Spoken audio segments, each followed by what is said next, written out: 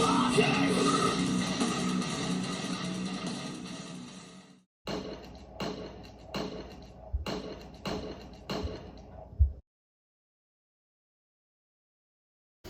the audio on this video isn't going to be perfect, but you don't care because you're metal as fuck and you can handle it, right?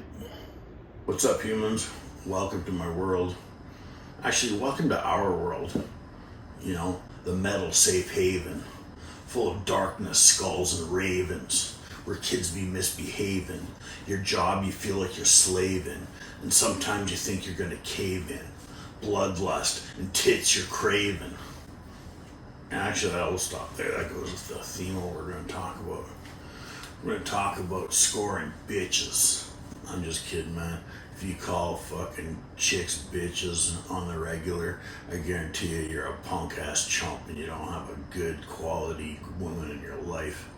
Getting with women is easy. Keeping them is hard. There's so much social pressure to live a certain way and provide security, and women deserve security, but there's also the social media and all this other crazy shit where people get in fights over likes. That's fucking insane.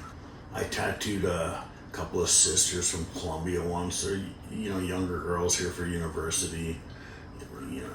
Good looking girls. They did well with guys, I think, but they asked me once, they're like, Roman, why are the girls in your culture so mean? I never been married. I never could do it. I made it to the about 3-year mark dating about 8 times, and then just it falls apart because I don't want to take the next step and buy a house. And I mean, it's probably a shortcoming on my behalf, but I didn't want to do it. Now I'm happy and glad I didn't. Again, I've said it a million times before. Deciding you want to be alone is okay when you have options, because then you're actually deciding to be alone as opposed to being forced to being alone like some incel or some shit. That's gotta be fucking hard.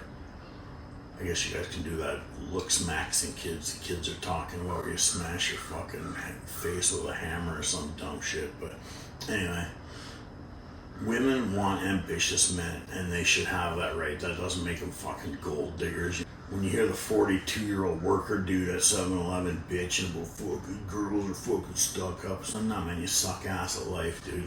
That's why you're not getting any women.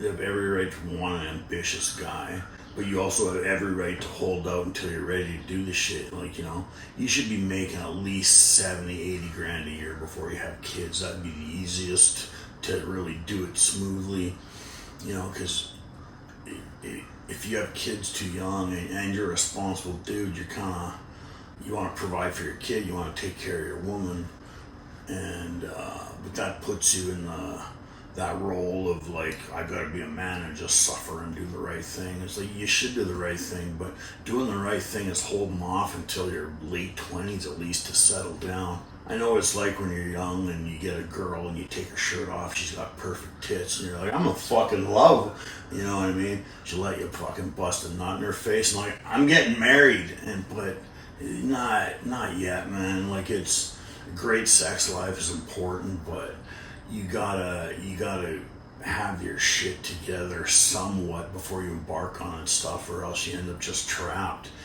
You just feel stuck, and stuck is just nowhere you want to be. Like, I give dating advice. I'm single at 53.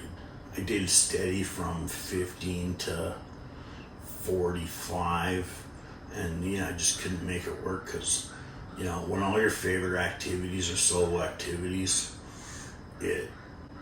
after a while, the sex and shit wears off. When you get older, you get real picky. If I'm sitting there with a chick watching a movie and she drapes her legs across my legs, I'm like, man, get the fuck off me, man. I'm trying to be comfortable. And yeah, it doesn't always go over so good. But if I had to give any young dude advice, it's like, hold out to settle down until you're got your shit somewhat together and you're kind of feeling sort of set.